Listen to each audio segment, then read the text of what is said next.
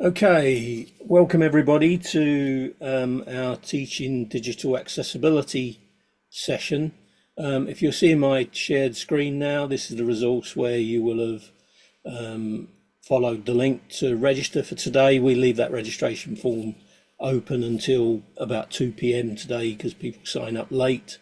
And what you'll now see is our presenter panel with a kind of a pane for each of the guest speakers, and then a link about related resources and what next.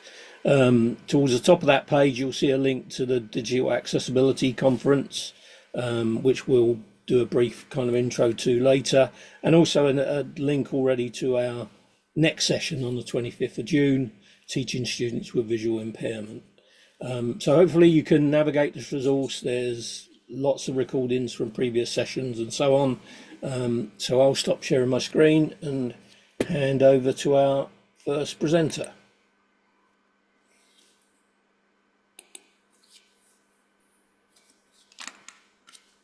Hi everyone, I think that's me. I'm Andy Coverdale. I'm a research fellow at the University of Southampton. It's really nice to be here. Thanks for the invite. I will just share my screen now.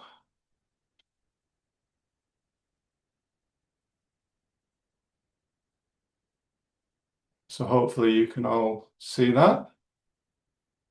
Good, Andy. I will give you a shout out when we're halfway through time-wise. Yeah, that's great.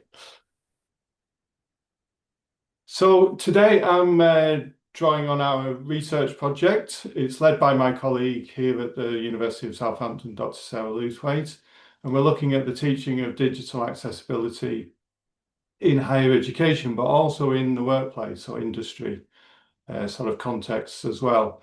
And our findings, so obviously our findings relate to computer science curricula and to a lesser extent sort of other neighbouring disciplines, but also to sort of workplace trainings, and that can be in-house and consultancy type training. So for today, I'm going to be talking about student learning, but also sort of recognising higher education as a workplace. So that sort of staff awareness and competencies around accessibility, that sort of capacity building. Just briefly, just to say that our findings draw from data collected from expert panels and focus groups and case studies.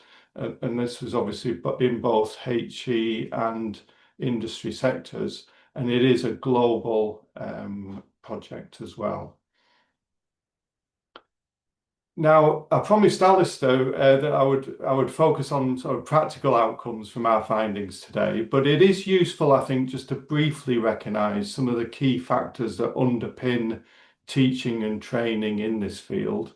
Obviously, how accessibility is embedded in curricula and training programmes can be really important, you know, whether it's presented as a specialist thing in separate modules or embedded, you know, across and through curricula. And then obviously the disciplinary contexts. I mean, even within computer sciences, where, you know, we see approaches to teaching accessibility can vary considerably across the various subdisciplines. We still see a need to raise awareness of accessibility across the board. Obviously, there's the importance of sort of generating learner motivation and engagement with the topic. And I think it's really important to remember that accessibility is inherently complex.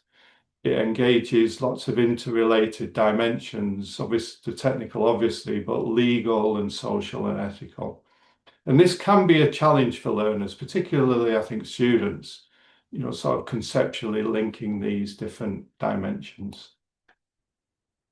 So today I want to focus on two very broad approaches and related strategies where we see teaching practices oriented in sort of really effective ways. And these two approaches are interrelated to an extent. There is some overlap. And the first one is really around disability. There is a definite trend. There is an increasing adoption of a disability first approach around teaching of of accessibility, a focus on an awareness and an understanding of disability as a core component, really seeing disability, if you like, as a site of expertise.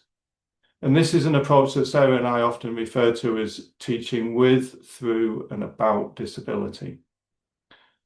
It's widely acknowledged that a greater awareness and understanding of disabled people's engagement with digital technologies can be a key motivational factor, in terms of engaging learners in the topic. But it can also be seen as transformative. Some of you may be familiar with the idea of threshold concepts, which provides sort of new and irreversible perspectives on a topic. So thinking about disability as a threshold concept to understanding and conceptualizing sort of accessibility. And as Shilpi Kapoor at Barrier Break in India said, you go from just thinking of inclusion or accessibility or knowing the concept to actually experiencing somebody with a disability use it. Once you've seen it, you can't unsee it. So there is that aspect of unlearning there, because this can be a challenging process for learners, and as educators, I think we often focus on the, building on prior knowledge and those sorts of things. But as Shilpi and others have spoke to us, they've talked about the importance of unlearning, if you like. So strategies that we see teachers and trainers employing in relation to this include, not just empathy building, but sort of developing those more critical and nuanced understandings of disabilities, certainly challenging assumptions and biases. And I think a lot of educators told us that it's important to create a safe and trusted environment to openly discuss disability and access needs. Certainly one of our expert panelists, Scott Hollier, who identifies as being disabled, told us, nothing is off the table when he comes to discussing his own disabilities and uses of, engagement with accessibility. We see, thinking about computer science specifically, we see really culturally embedded practices within the teaching around it. And this is sort of a hierarchy of sorts, from abstracted to authenticated methods of engaging with disability. Simulation remains controversial. It's usually undertaken with caveats, but those that still use it, argue that it's a really effective way to get people thinking about accessibility and to prompt, critical discussion. Many educators draw on sort of representations of lived experience. Obviously, that includes personas and developing personas, but also videos is a really key thing. Videos that show disabled users' lived experiences generally, and more specifically their use of technology and assistive technology. One of our expert panelists, Jill Whitney, gave us an example, I remember, of a disabled gamer. So, really finding resources that are really relative perhaps to students. But really good resources like videos can be limited and they can get really dated. Okay. Now, obviously, direct engagement with disabled people, with user groups, user communities is generally seen as the gold standard. But that can be difficult to incorporate into, teaching and training. It is worth pointing, though, that many students and professionals lack the experience of engaging with disabled people, and students in particular need support to do this appropriately and effectively. Now, this obviously 7 minutes, Sandy. Sorry? Bing bong, half time. Okay. This obviously includes disabled teachers who can draw on their own experiences, but also disabled students. And obviously you need to be sensitive around that in terms of, disclosure and things like that. So we see a number of key models and concepts and themes that educators draw on to teach accessibility through a sort of disability first approach. And many of these will be familiar with you know, I'm sure it's social model of disability, universal design principles, drawing on temporary and situational impairments. But I think engaging with different disabilities and recognizing diversity can be really important. Even having different screen reader users demonstrate their tool use, you know, and different workarounds. Building empathy without sort of resorting to inspiration porn, and drawing on sort of interdisciplinary contexts and collaborations, etc. So, you know, in terms of engaging with disabled people directly, you know, we see disabled users giving lectures, guest lectures, demos, engaging in interviews and focus groups, and obviously various, you know, co-design activities. But I think a key point to make here is that a little engagement with disabled users goes a long way. Speaking of a disabled colleague, Justin Brown told us, because they saw them presenting on all these various technologies in action, it made me easier to make the connection with what I'm asking the learners to do. So that sort of personalizing of disability and access needs is a common theme. So the second approach, authentic learning, I mean, this really involves making learning relevant, meaningful, purposeful, that getting closer to practice, really transferring technical skills and competencies into procedural knowledge, often through sort of experiential learning, sort of teaching methods. This involves an emphasis on responsibilities, you know, emphasizing responsibility and accessibility work, professionalizing of the topic. And we do have a quick start guide that looks at those aspects, and I'll share the link later in the chat. And so, you know, in computer science specifically around student learning, you know, authentic learning, you know, really involves a lot of problem solving, such as, you know, really, you know, using selective and quite contextualized references to standards and guidelines, WCAG, etc. And we tend to see projects, including capstone projects, where accessibility is embedded in curricula. Those are really powerful methods. Industry inputs, having guest speakers from industry, work placements, project briefs, etc. Students respond really well to links to employability. That can be a key motivational factor. And of course, accessibility educators always talk about the importance of teaching in an accessible way. So that sort of modeling of accessibility.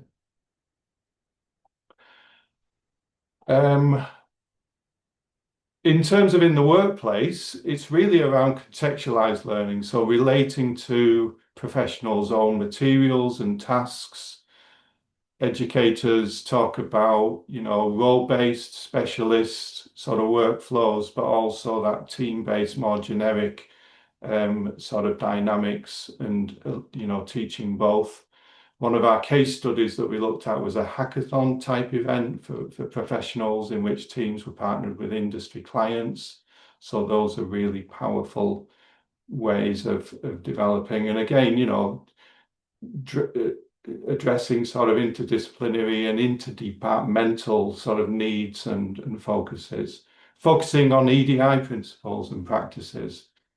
And I think a really important thing here is how educators harness informal, self-directed, community-based learning, recognizing that a lot of the learning that professionals in particular engage with around accessibility is that sort of online, informal, self-directed, community-based type stuff.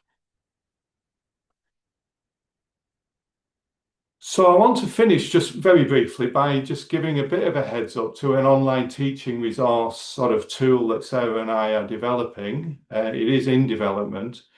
So this is our wayfinding, and it's based on a typology model of pedagogy, which sort of comprises multiple interconnected approaches, strategies, tactics, and tasks. And we have developed this visual tool based on a Sankey diagram that will be a bit of a navigational tool. Obviously, we'll have other for accessibility purposes, we'll have other methods of navigation. But this is just a small part of the model, which sort of shows components related to disability. And so it's thinking about each of these, if you like, as sort of entry points with which you can then go in and navigate teaching in this field, depending on your knowledge and your role and your aims. And each of these components will comprise texts and links that will draw on our research findings, things from the literature on teaching accessibility, but also more broadly on education, learning theories, etc.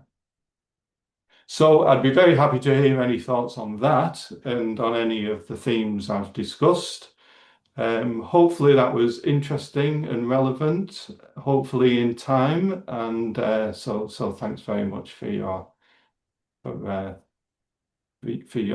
attendance. Thank you.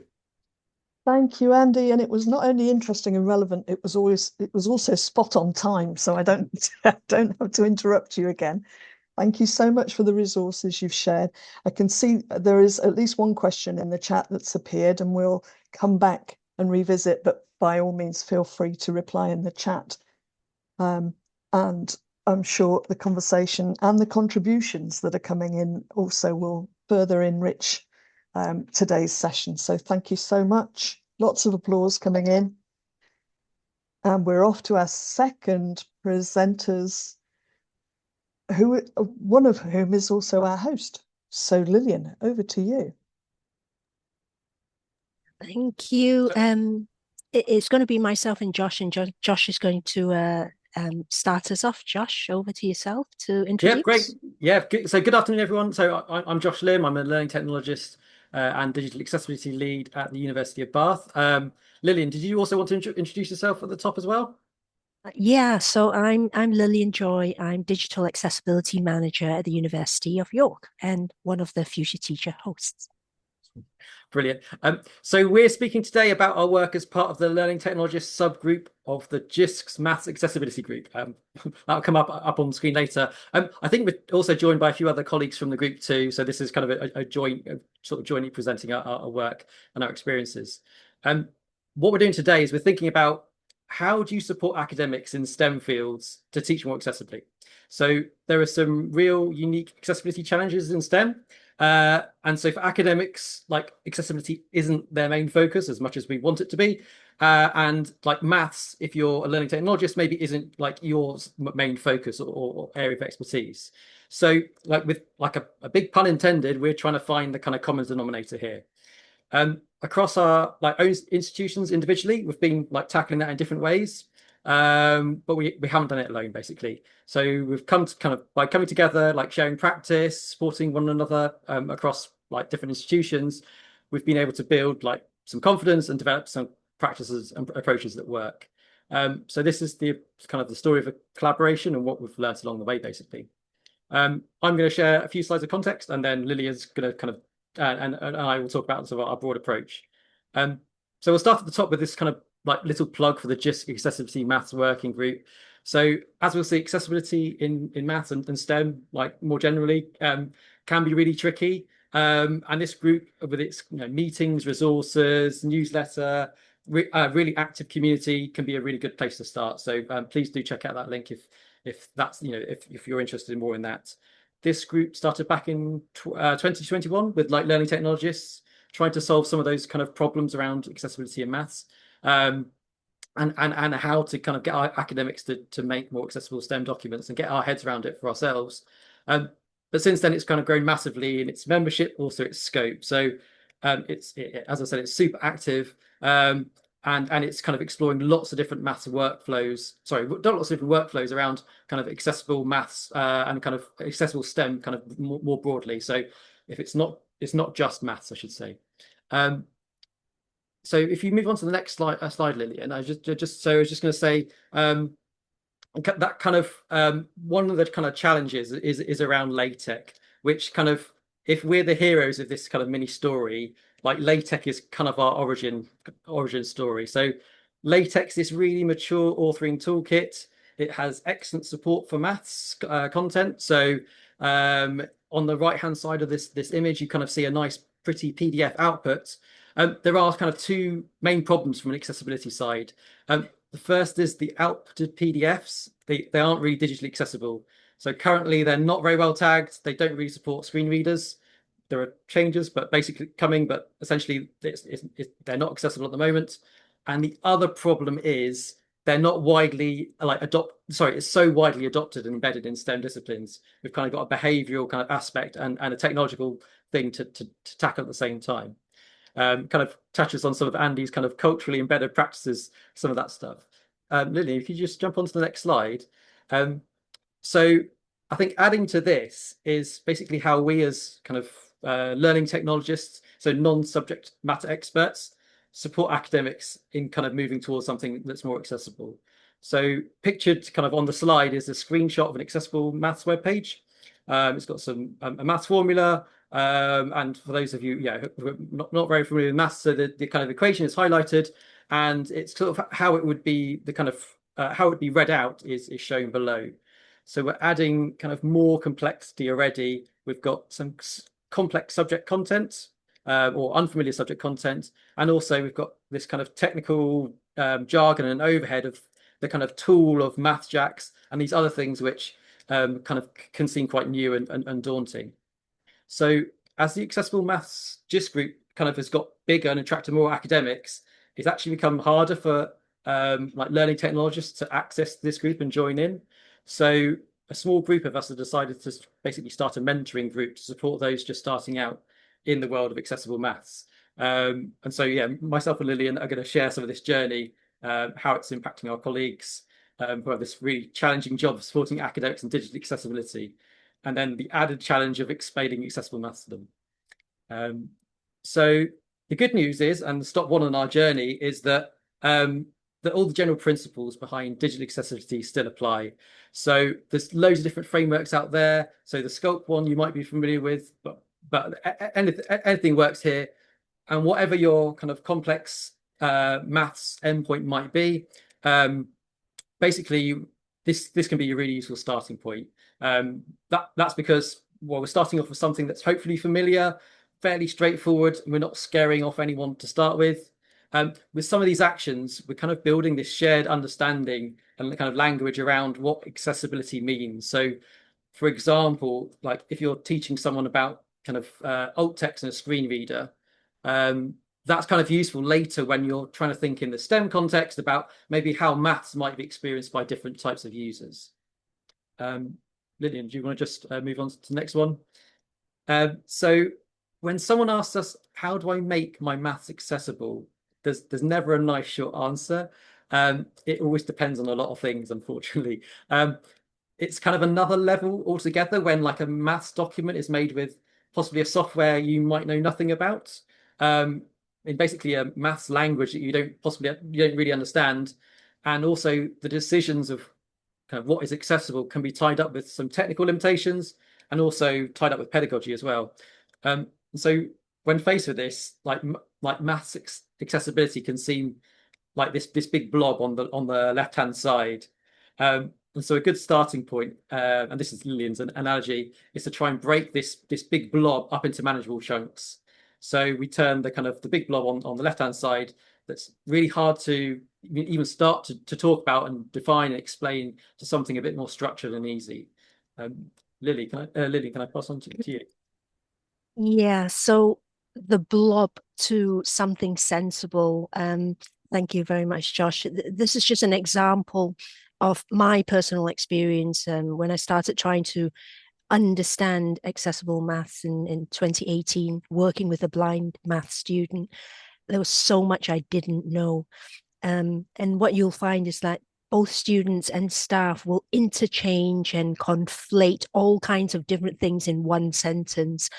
So you do have to try and turn things into a grid format and try and kind of make some sense when someone's interchangeably using two different terms that actually aren't correlated. You need some way of understanding that.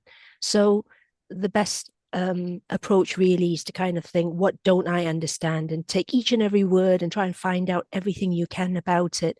And remember that even though someone said it all in one sentence, it doesn't mean they're actually related at all. So that's the first thing really, is to kind of map something. So at the uni, I started by creating this, what we call an accessible maths primer. So for me, halfway. thank you. So for me, I started by thinking, how are people creating maths on that first column and then working it through? But you could have a different approach. You might start by, how do students want to experience accessible maths, and work that through. So lots of different ways. But I guess the point we wanted to make was, if you're unsure how to work with someone on accessible maths, it can seem very overwhelming to the point where you don't dare have meetings with academics in maths. But the main thing is to grab someone and start with one person. So if you think of a grid where there's lots of starting points all labeled here, and anywhere you pick will be a good starting point, and just, try and dissect things into small chunks that you can kind of work through. And that's, where you kind of start to grow your knowledge and understanding of specific things. Like you might find someone who's using Word, and you get to know everything you can about how Word can or cannot make maths accessible. But then while you're learning that, you will have lecturers coming to you who use LaTeX, who use Quarto, who use R, who use all kinds of other things. And you're kind of like, so that's where this supportive group is, where we go to not scream into a void, but scream into, like, what are we doing? How do we understand any of this? So on the screen, we've got, the group when we have a Zoom meeting together, and we dissect gobbledygook, like what's shown on the screen. It says, if any BookML user is following this conversation, the BookML overleaf integration is stuck at Tech Live 2021. So you can't create tagged PDFs with it. This will change after LaTeX ML 0.9 is released.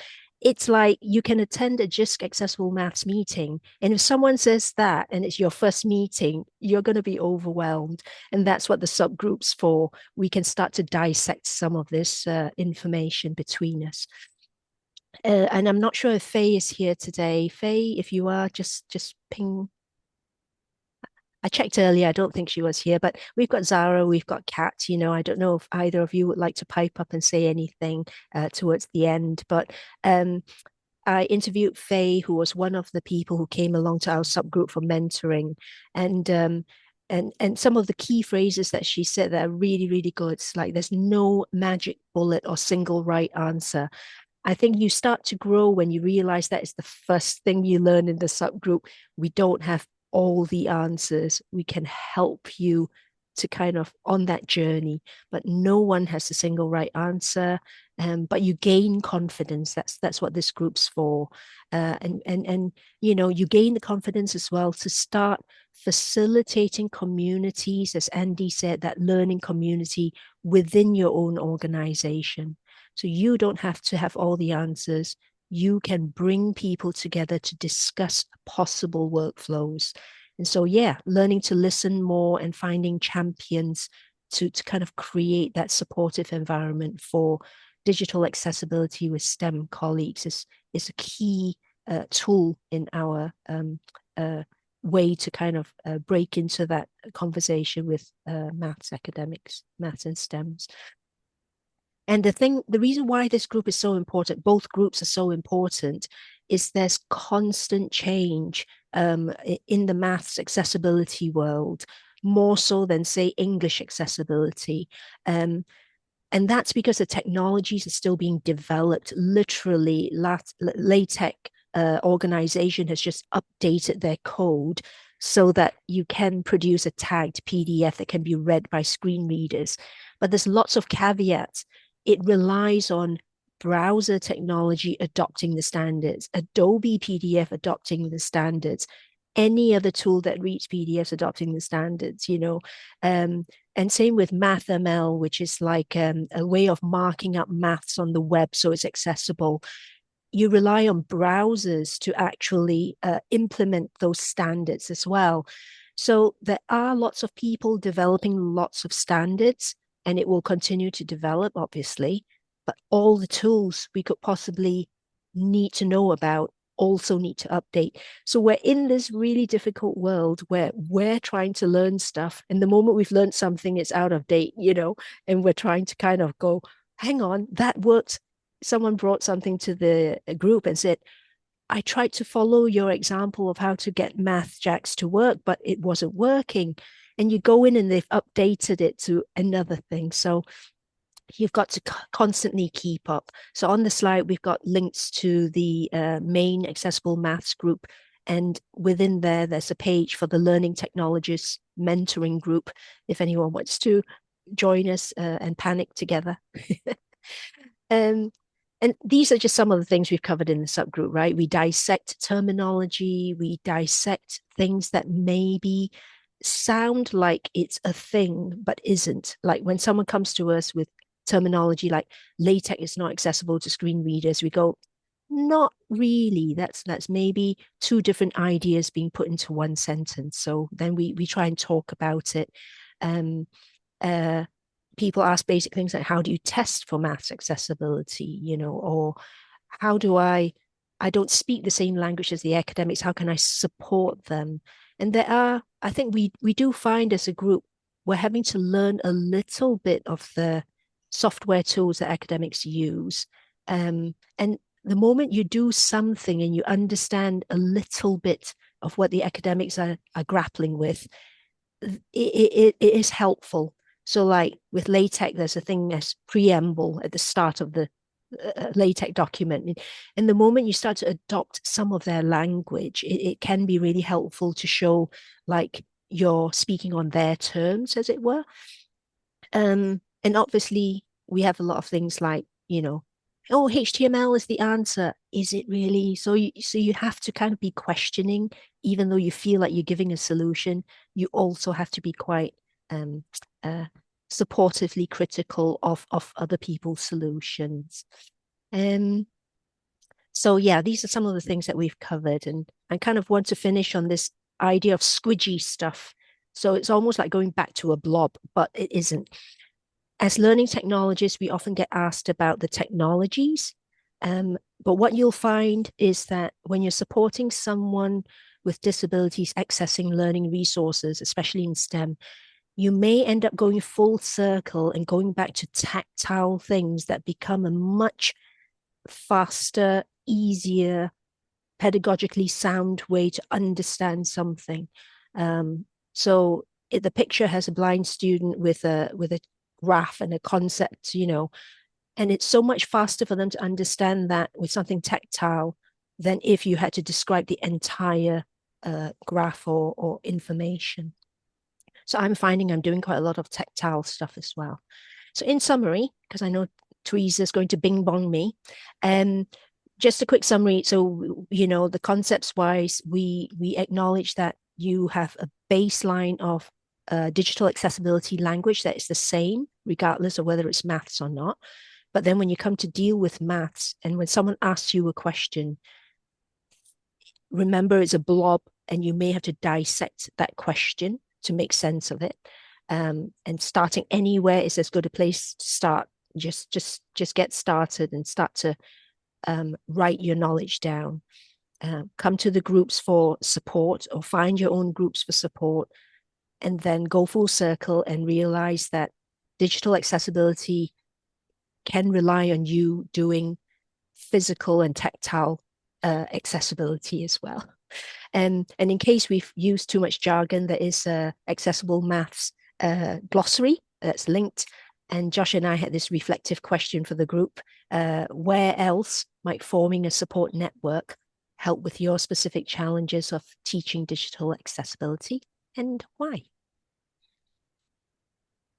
Well, thank you very much. Thank you, Lillian and Josh, for another great presentation and resource. And there's some wonderful interaction going on in the chat. Do send your claps. Thank you very much. There's some good sharing going on in the chat as well. So we will revisit that together and pick up some questions and continue the conversation. As ever, this amazing community has so much to contribute, and it just enriches the entire suggestions that are coming out of the conversation. And as ever, the future teacher focus is on the human, although we're talking a lot about the digital, and it's great to see that set of values and the thought going into how we support people. So let's just recap on some questions. I know Andy's already put an answer, I think, in the chat to hit the earlier question that Mike raised. Oh, this is a question about how many hours of teaching and learning are That's right. required. Yeah. Andy, do you want to come on and just cover that question again? Yeah, sorry, I've just spotted that. Sorry. Yeah, hi Mike. It's a good question. So yeah, I think in terms of our Wayfinder tool, so our various components, the strategies and the tactics and tasks, etc. I mean, these are very generic because we're drawing on a lot of our findings and also examples from the literature. But we will reference practical examples where possible and provide links, obviously, to those wherever possible, and that might sort of indicate hours and things like that. But so we will certainly endeavour to do that. But I think you raise a good point, and I think our framing around these various components will always address the sort of the challenges and pressures of embedding accessibility in curricula and the various ways in which this is done. I mean, engaging with disabled or user organizations can be really resource and time heavy. A lot of educators say that they're not able to do that. We often tend to see that where accessibility is richly embedded in curricula and often only in sort of project-based activities, which we tend to see in perhaps more of the design-based sort of disciplines. But as a sort of addressed in my presentation, getting a disabled guest speaker in for an hour, where they might do a demo and a Q&A, can be hugely effective. So I think it is important to recognise the various ways in which engaging with these different types of tactics and tasks and the time that's taken on them. So yeah, I think it's a really good point, and I'll certainly make a note of that. Thanks, Andy. And I think a sort of arising from that was a discussion in the chat around how we recognise student contribution to these discussions and how we pay them, and the various institutional problems of offering some sort of reward, tangible reward to students for the time that they give and contribute. So that's an interesting one. I know in my institution we had a Unitemps organisation, so we were able to get students, and it's kind of part of work experience as well, get students registered on that and then reward from the funding for a project people's participation and contribution. But I know it's not that easy in many institutions. So many thanks to those who've contributed to that discussion as well. Let's just come back to the chat and see if there's something else that we need to pick up on. There's loads of sharing of resources. Can someone provide the link to the subgroup? Well, it was in the slides, but there you go. Another person has already done that. Wonderful self-supporting group you are. We actually have the quite a lot. Question. Yeah, Sorry. we actually have quite a lot of members from the Accessible Maths group, like Vincenzo and Luke, as well as our subgroup.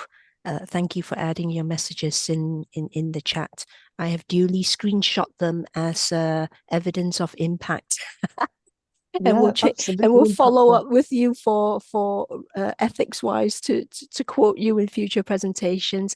And Vincenzo, it was lovely to see that you're kind of saying you wrote that book ML. Obviously, it was you wrote that book ML message, and it was lovely because it gave us that chance in the subgroup to unpick it with learning technologists. Everything that our colleagues say in the accessible maths group becomes a learning point for us in the learning technologists group.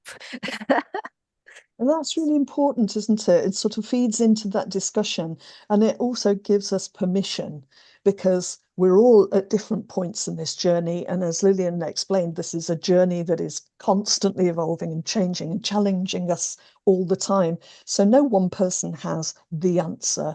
We work together and we do our best to keep ahead and to support the people who really, really need support. And actually, if we get that right, we get it right for everybody. So really, really valuable contributions there. And just while I get the chance, we mentioned recognition. Future Teacher takes recognition seriously. So all of our guest presenters are recognised through a digital badge. So Andy and Josh, and of course Lillian, look out for your digital badge, display it with pride. That's my little advert done, Lillian. Brilliant, thank you. And I wonder if anyone else here, I think Andy would be quite interested in the fact that we're an example of that model, that community-led, almost like self-directed learning in a sense, aren't we? Model. And I wonder if other people have kind of working groups within their universities that are unpicking some of these issues together rather than relying on someone being a teacher. Yeah. I guess that's the problem with the title. In a sense, we're saying teaching digital accessibility as opposed to facilitating digital accessibility knowledge acquisition, which doesn't roll off your tongue at all.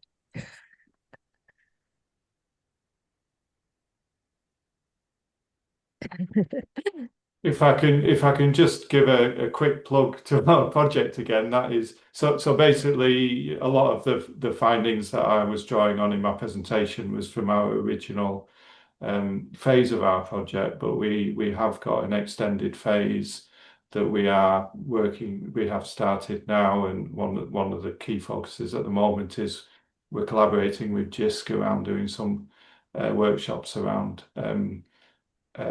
accessibility and AI, which is really interesting. But one of our key work packages for this new extended phase over the next couple of years is looking more deeply into that informal sort of community-based learning. And we're going to be running,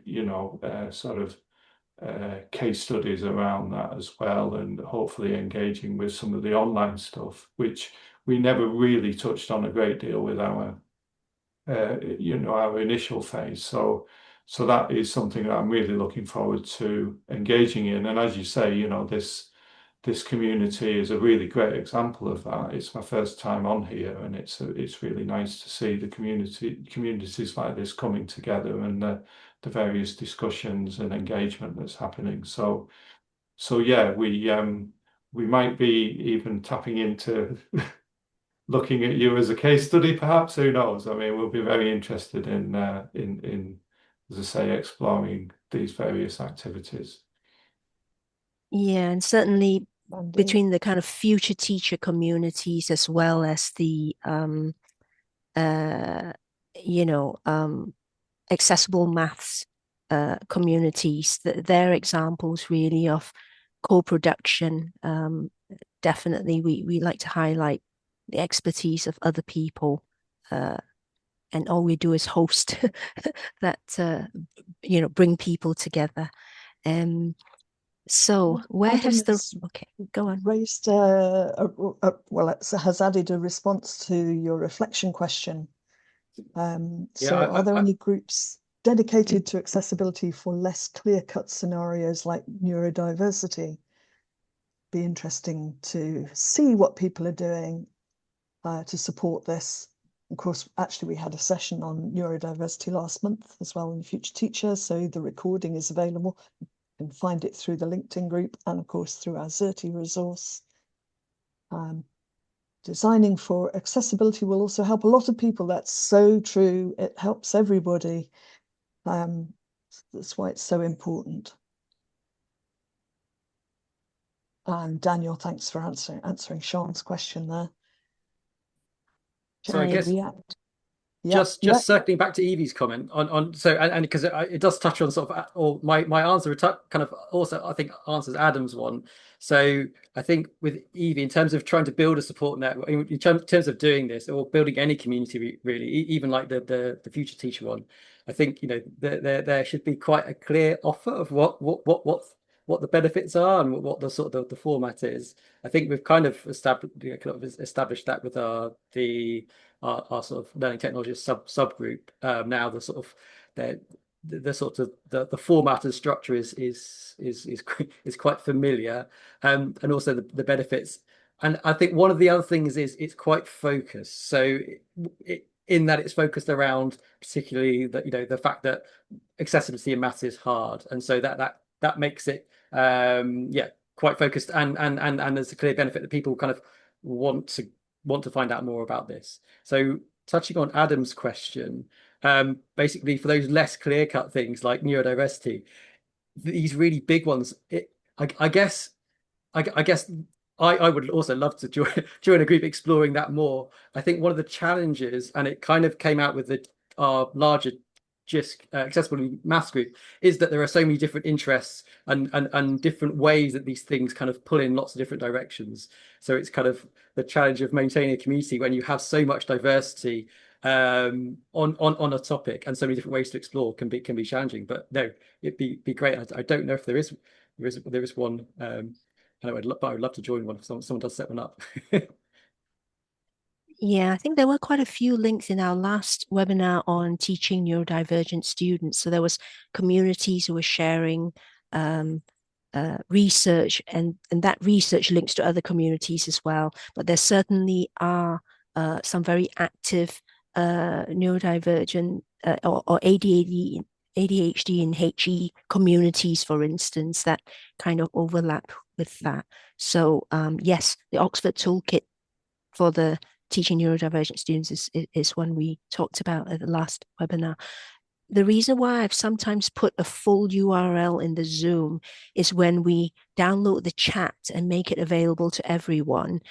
If it's a rolled up hyperlink, it doesn't always unfurl, unfortunately. So just to be safe, I have ended up adding like full URLs in the Zoom chat sometimes. So apologies for that. So yeah, it's been a very lively. Ashan, you've got your hand up.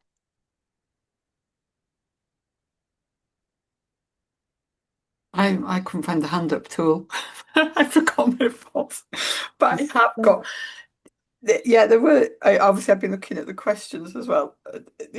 There was things coming up, not to questions, but like people pointing out like the tool, the default diagrams in Excel aren't necessarily accessible. Color choices, because people talk about the accessibility checkers in Word and things like that.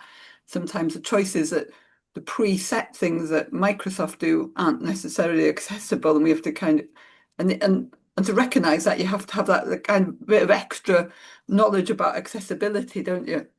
But like the default checks that we can do things like magnifying maths. You can do that so easily, can't you? To check if something is, if you can magnify a maths question to the size that like my son would want, it'd be massive, and you can see how they pixelate on screen and how that becomes difficult. And he says it's particularly difficult in the digital environment. School, he takes a picture with his iPad, magnifies it. I'm going to bring him to York to have a look here. What, you're doing some brilliant work. I love the tactile diagrams. He uses them in his A levels. He gets given them by the qualified teachers for visually impaired in school. They do create some kind of tactile diagrams for him sometimes, yeah, because he's visually impaired and good at maths. And I just want to talk about, like talking about neurodiverse information tailoring for neurodiverse students in Bangor and in Wales in particular, because we want to work to things to be accessible and bilingual. We always have the kind of problem of having things on too much information on the screen in two languages, because a big challenge for people with neurodiversity. So we're trying to look at that as well. I think it was your question to what are you doing for networks?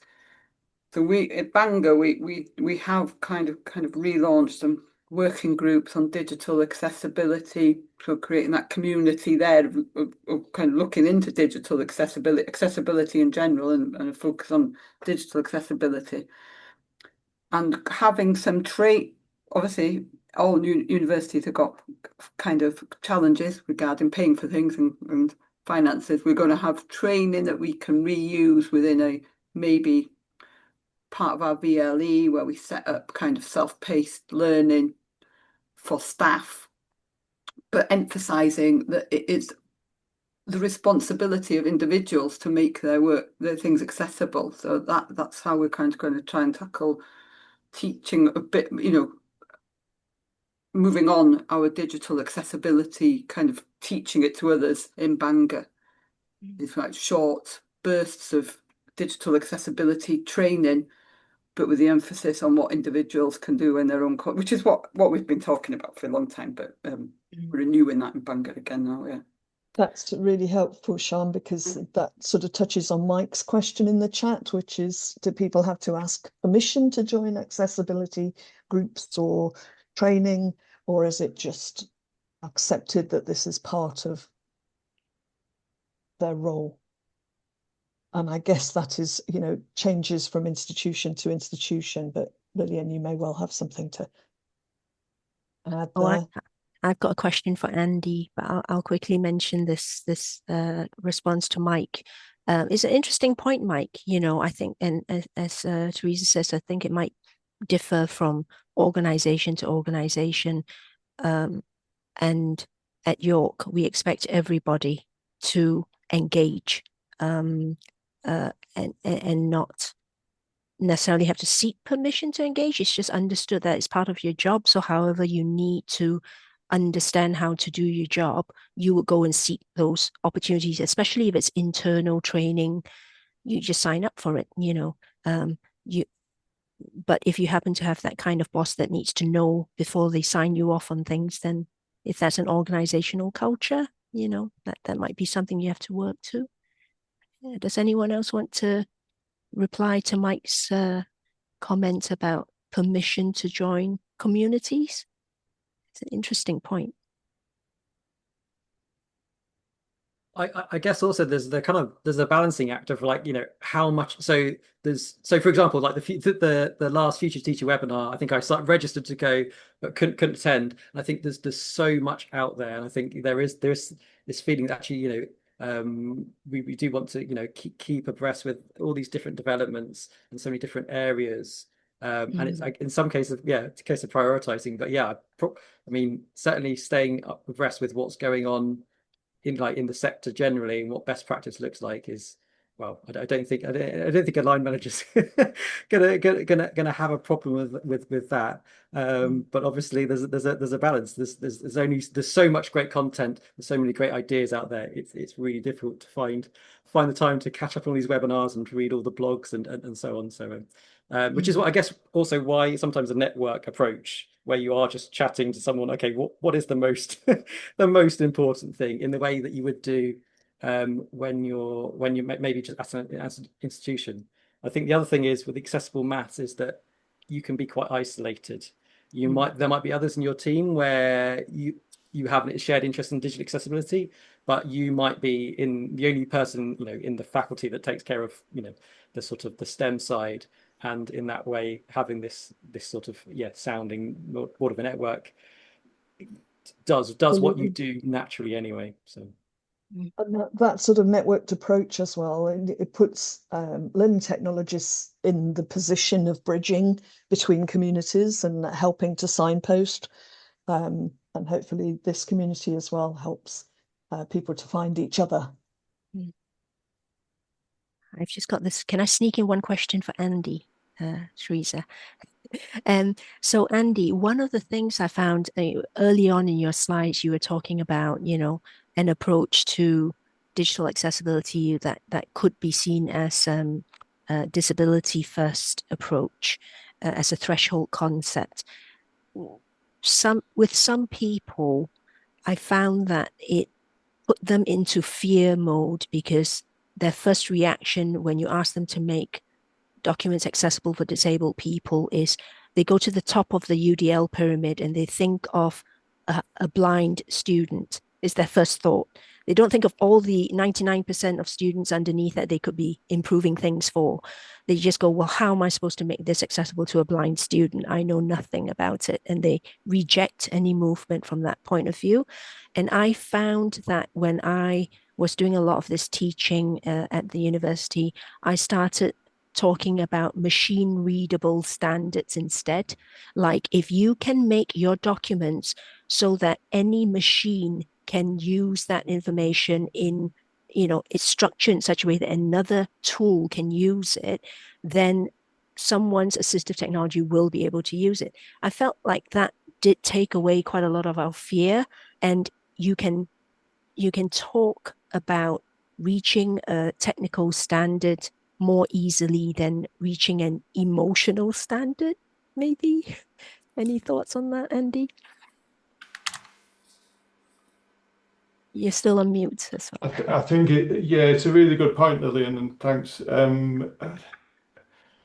I guess there's different approaches, and you can take different approaches, and this may vary across the different disciplines potentially. You know, those who are working more in HCI sort of areas will inevitably have that sort of user-led sort of mindset, and those who are more technical.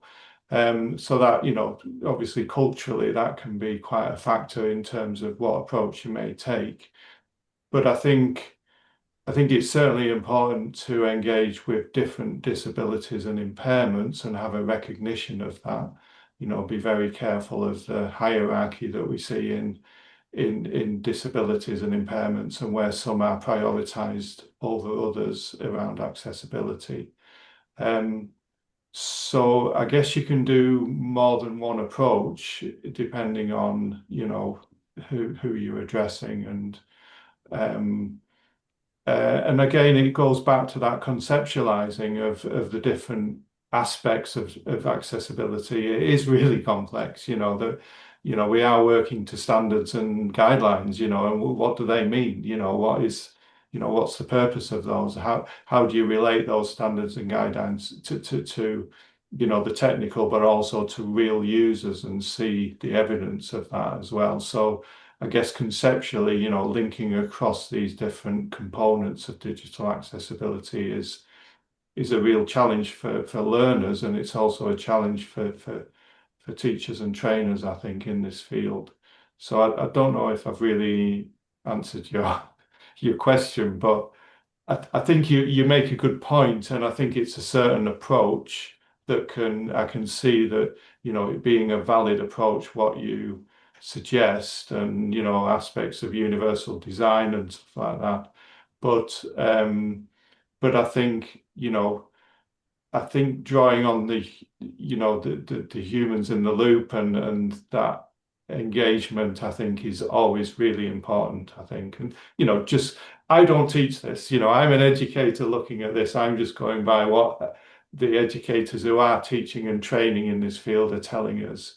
And as we say, that very much that shift towards a disability first approach is very powerful, I think, from what we've been told. And but I think there's different approaches that you can take, certainly.